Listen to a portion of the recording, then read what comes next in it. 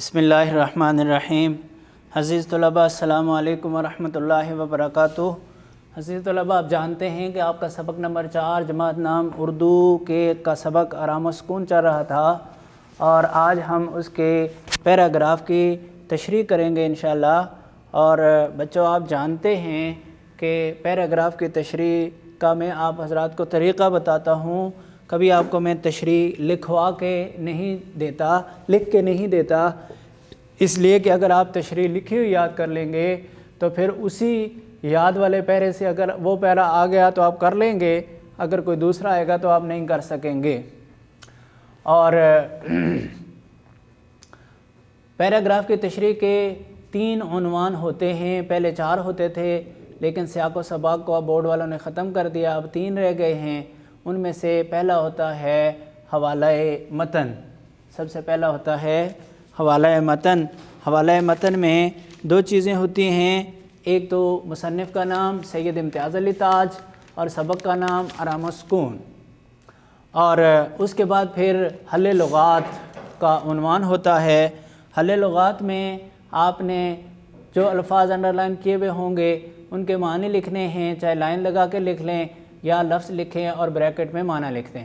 جیسے چھوڑ اپنی یہ پٹ پٹ، تو پٹ پٹ کھلونا گاڑی چلنے کی آواز، چپ نامراد، نامراد اپنے مطلب کو نہ پہنچنے والا بددعائیہ کلمہ ہے۔ اسی طرح جیسے آگے ہے شور و غل، تو شور و غل لکھنے کے بعد آپ اس کا معنی لکھو گے کہ بہت زیادہ شور کرنا، بے ڈھنگا، بے تکا، بھدا۔ تو یہ اس طرح سے آپ نے الفاظ معنی اس کے لکھنے، اور اس کے بعد پھر جب آپ تشریح کی ہیڈنگ دو گے، تشریح کا عنوان دو گے، تو وہی بچوں اس پہ آپ نے سب سے پہلے اپنے پیرے کو ماقبل سے ربط دینا ہے۔ ایک چھوٹا سا پیرا اس کا بنا لیں، اور دوسرے پیرے میں اسی پیرے کو ایکسپلین کرنا ہے، اور تیسرے پیرے میں اس کے بعد والی باتوں میں سے کچھ چند باتیں لکھ کر اس کو آپس میں مربوط کرنا ہے، تاکہ آپ کی تشریح بالکل کامل اور مکمل ہو اور آپ کے نمبر بھی اس کے پورے آئیں۔ تو سب سے پہلے آپ نے لکھنا ہے، تشریح کا عنوان دینا ہے۔ اس سے آپ لکھو گے کہ تشریح طلب پیراگراف سے پہلے مصنف ساری وہ باتیں بیان کر رہے تھے جو میاں کی بیوی کی طرف سے اس کے آرام میں خلل ڈالنے کے لیے کافی تھیں، اور ان میں سے سب سے پہلے تو وہ ڈاکٹر کو رخصت کرتے ہوئے شور کرتی ہے، پھر وہ للو سے باتیں کرتے ہوئے شور کرتی ہے، پھر وہ سکا آ جاتا ہے، پھر اس کے بعد ہوتے کرتے شور چلتا ہی رہتا ہے۔ اور اس کے بعد پھر اس پیراگراف میں بیوی اپنے اس بچے کے ساتھ بہت اونچی اونچی آواز سے بول رہی ہے جو بچہ صحن میں اپنی کھلونا گاڑی چلا رہا تھا، اور وہ اسے کہتی ہے کہ نامراد چپ کرو، تمہیں اتنا نہیں پتہ کہ ابا بیمار ہے۔ اب چھوٹا سا بچہ، اسے کیا پتہ ابا بیمار ہیں اور مجھے کیا کرنا ہے، اور کہتی ہے کہ ڈاکٹر نے کہا کہ شور نہ کرنا، انہیں تکلیف ہوگی۔ اب وہ اسے کہتی ہے کہ خبردار، جو آواز نکالی گلا گھونٹ ڈالوں گی۔ بچہ رونے کی ناکام کوشش کرتا ہے، کم وقت کا جو کھیل ہے ایسا ہی بے ڈنگا، چل ادھر سے، چل ادھر، نہیں چپ ہوگا تو، کھینچتی ہوئی لے جاتی ہے۔ میاں ہنگامے سے زد ہو کر بیوی کی آواز غائب ہوتے ہی کمرے میں جھاڑو پھیرنے کی آواز لگتی ہے۔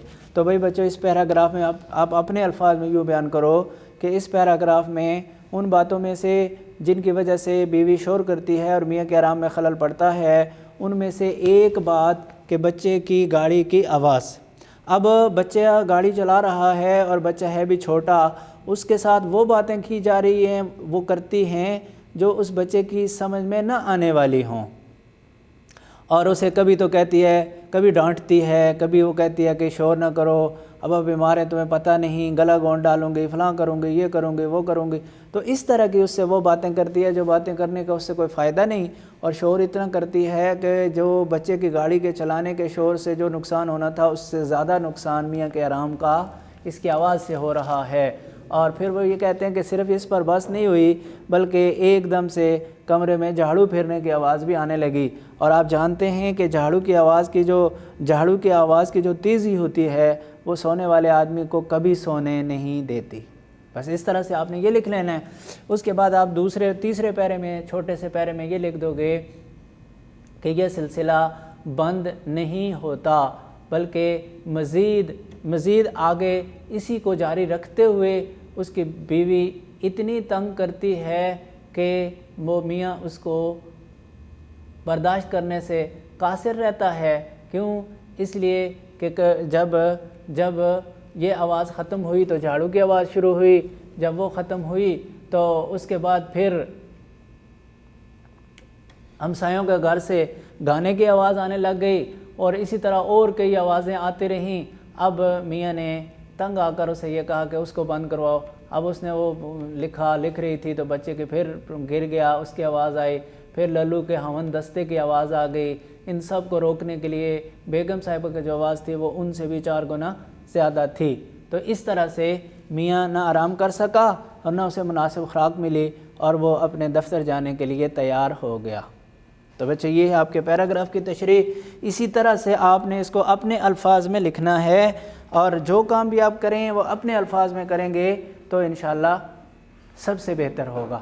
تو آپ نے ایک تو الفاظ معنی لکھنے ہیں، ایک خلاصہ لکھنا ہے، اور ایک پیراگراف کی تشریح لکھنی ہے۔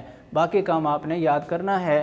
اگلے ویڈیو تک کے لیے اجازت۔ والسلام علیکم ورحمۃ اللہ وبرکاتہ۔